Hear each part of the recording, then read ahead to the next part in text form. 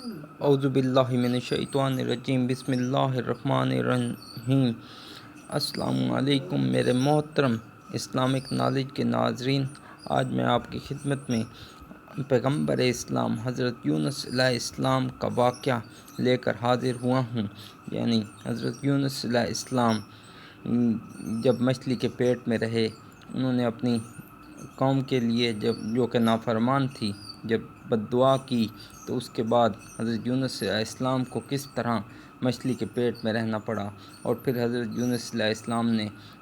جو اللہ پاک سے دعا کی، تو یہ عام طور پر یہی آگے خیال کیا جاتا ہے کہ جب بھی کوئی مشکل ہو تو یہ دعا پڑھی جائے تو اللہ پاک یہ تمام مسلمانوں کی دعاؤں کو قبول کرتا ہے۔ تو شروع کرتے ہیں آج کے واقعے کو۔ بسم اللہ الرحمن الرحیم۔ شروع اللہ کے نام سے جو بڑا مہربان اور نہایت رحم والا ہے۔ پیارے دوستو، آج ہم بات کریں گے اللہ تعالیٰ کے ایک ایسے برگزیدہ پیغمبر کی جن کو سمندر میں ڈال دیا گیا، جن کو ایک دو مچھلی نے نگل لیا۔ آخر آپ سے ایسی کون سی خطا سرزد ہوئی تھی جس کی وجہ سے آپ کو کئی دنوں تک مچھلی کے پیٹ میں رہنا پڑا، اور آپ کئی دنوں تک اس دو مچھلی کے پیٹ میں رہے، اور آخر کار آپ نے ایسی کون سی دعا پڑھی جس کی وجہ سے اللہ تعالیٰ نے آپ کو اس آزمائش سے نکال دیا، اور آپ کئی دنوں کے بعد اس مچھلی کے پیٹ سے باہر آئے۔ پیارو دوستو، آج کی اس منفرد ویڈیو میں ہم آپ کو حضرت یونس علیہ السلام کی عجیب و غریب واقعے کے بارے میں بتائیں گے، اور اس دعا کے بارے میں بھی بتائیں گے جو حضرت یونس علیہ السلام نے اللہ تعالیٰ کی بارگاہ میں مانگی، جس کے بعد اللہ تعالیٰ نے حضرت یونس علیہ السلام کو اس آزمائش سے دور کر دیا۔ اور اس دعا کو جو بھی مصیبت زدہ پڑے گا، جو اللہ تعالیٰ اپنے فضل و کرم سے اس کی تمام پریشانیوں کو دور کر دے گا۔ پیارے دوستو، حضرت یونس علیہ السلام اللہ تعالیٰ کے ایک برگزیدہ پیغمبر گزرے ہیں، جن کو اللہ تعالیٰ نے قوم بنی اسرائیل کی طرف مبعوث فرمایا تھا۔ اور پیارے دوستو، یاد رہے کہ قوم بنی اسرائیل وہ واحد قوم ہے جس کی طرف اللہ تعالیٰ نے سب سے زیادہ انبیاء کرام کو مبعوث فرمایا، اور اللہ تعالیٰ نے حضرت یونس علیہ السلام کو نبوت عطا فرمائی، اور آپ علیہ السلام کو عراق کے مشہور شہر نینوا کے لوگوں کی طرف دین حق کی دعوت دینے کا حکم فرمایا۔ اللہ تعالیٰ نے جب حضرت یونس علیہ السلام کو نبوت عطا فرمائی تو اس وقت آپ کی عمر مبارک 28 سال تھی۔ چنانچہ اللہ تعالیٰ کے حکم کے مطابق حضرت یونس علیہ السلام اہل نینوا کو ایک عرصے تک دعوت حق دیتے رہے، اور انہیں اللہ تعالیٰ کی وحدانیت کی طرف بلاتے رہے، لیکن اہل نینوا نے آپ کی بات پر کوئی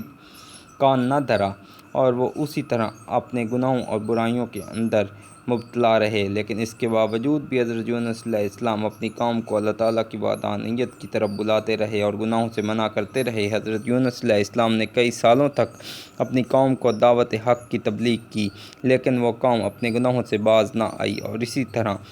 اللہ تعالیٰ کی نافرمانیوں اور گناہوں کے اندر مبتلا رہی۔ اہل نینوا کی اس مسلسل سرکشی اور مخالفت نے حضرت یونس علیہ السلام کو دل برداشتہ کر دیا، اور حضرت یونس علیہ السلام اپنی قوم کی نافرمانیوں کو دیکھ کر ان سے سخت ناراض ہوئے، اور ان کے لیے اللہ تعالیٰ سے عذاب الہی کی بد دعا کر کے اس بستی سے روانہ ہو گئے۔ اور پھر جب آپ اپنی قوم کو ان کے لیے بد دعا کرنے کے بعد اس بستی سے باہر نکلے تو چلتے چلتے دریائے فرات کے کنارے پہنچ گئے، اور وہاں آپ کو مسافروں سے بھری ہوئی ایک کشتی نظر آئی جو جانے کے لیے بالکل تیار تھی۔ چنانچہ آپ علیہ السلام بھی اس کشتی میں سوار ہو گئے۔ کشتی ابھی کچھ دور ہی گئی تھی کہ اللہ تعالیٰ کی طرف سے خوفناک طوفانی ہوائیں چلنے لگیں، اور ان خوفناک طوفانی ہواؤں کے اندر وہ کشتی ڈگمگانے لگی۔ چنانچہ ان طوفانی ہواؤں کے اندر کشتی کے ڈوبنے کا خطرہ مزید بڑھ گیا، تو اس وقت تمام لوگوں نے اپنے عقیدے کے مطابق کہا کہ معلوم ہوتا ہے کہ آقا کا بھاگا ہوا کوئی غلام اس کشتی میں سوار ہو گیا ہے، چنانچہ جب تک اس غلام کو کشتی سے باہر نہ نکال دیا جائے تب تک اس مصیبت سے نجات حاصل نہیں ہو سکتی۔ چنانچہ ملاحوں کی یہ بات سن کر حضرت یونس علیہ السلام نے دل میں یہ خیال کیا کہ میں نے اللہ تعالیٰ کی وحی کا انتظار کیے بغیر ہی اپنی قوم کے لیے بد دعا کی اور وہاں سے چلا آیا، اور شاید اللہ تعالیٰ کو میرا یہ عمل پسند نہیں آیا، اور اسی وجہ سے یہ آثار نمودار ہوئے ہیں۔ چنانچہ یہ منظر دیکھ کر حضرت یونس علیہ السلام نے ان ملاحوں سے کہا کہ میں ہی وہ بھاگا ہوا غلام ہوں جو اپنے آقا سے بھاگ کر یہاں اس کشتی میں سوار ہوا ہوں۔ مجھے کشتی سے نیچے پھینک دو تاکہ یہ طوفان رک جائے۔ مگر کشتی میں سوار تمام مسافر اور ملاح آپ کے بارے میں خوب جانتے تھے اور آپ کو ایک ایک نیک انسان سمجھتے تھے، اور وہ تمام لوگ آپ کی شرافت سے خوب واقف تھے۔ اس کے بعد یہ طے پایا کہ خراندازی کی جائے گی۔ جس کا نام خراندازی میں نکلے گا اس کو کشتی سے باہر پھینک دیا جائے گا۔ چنانچہ سب کی رائے کے مطابق خراندازی کی گئی اور پہلی ہی دفعہ میں حضرت یونس علیہ السلام کا نام نکل آیا، لیکن اس کے باوجود بھی تمام ملاحوں اور مسافروں کو یقین نہ آیا، اور پھر اس کے بعد دوسری اور تیسری بار بھی خراندازی کی گئی، مگر ہر بار حضرت یونس علیہ السلام کا نام ہی نکلتا۔ چنانچہ اس طرح مسافر اور ملاح اس بات پر مجبور ہو گئے کہ وہ حضرت یونس علیہ السلام کو کشتی سے نکال دیں۔ ابھی وہ یہ سوچ ہی رہے تھے کہ حضرت یونس علیہ السلام نے خود ہی کشتی سے چھلانگ لگا دی، تو اس وقت اللہ تعالیٰ نے ایک بہت بڑی مچھلی کو حکم دیا، تو اس مچھلی نے آپ علیہ السلام کو زندہ ہی نگل لیا، اور اللہ تعالیٰ کے حکم سے اس مچھلی نے آپ علیہ السلام کو صحیح سلامت اپنے پیٹ میں محفوظ رکھا۔ جب حضرت یونس علیہ السلام اپنی قوم سے ناراض ہو کر اس بستی سے چلے گئے تھے تو آپ علیہ السلام نے ان لوگوں کو عذاب الہی کی پیش گوئی بھی کی تھی، لیکن ان لوگوں کو حضرت یونس علیہ السلام کی کسی بات پر کوئی یقین نہ آیا۔ وہ لوگ کہا کرتے تھے کہ حضرت یونس علیہ السلام تو کہتے تھے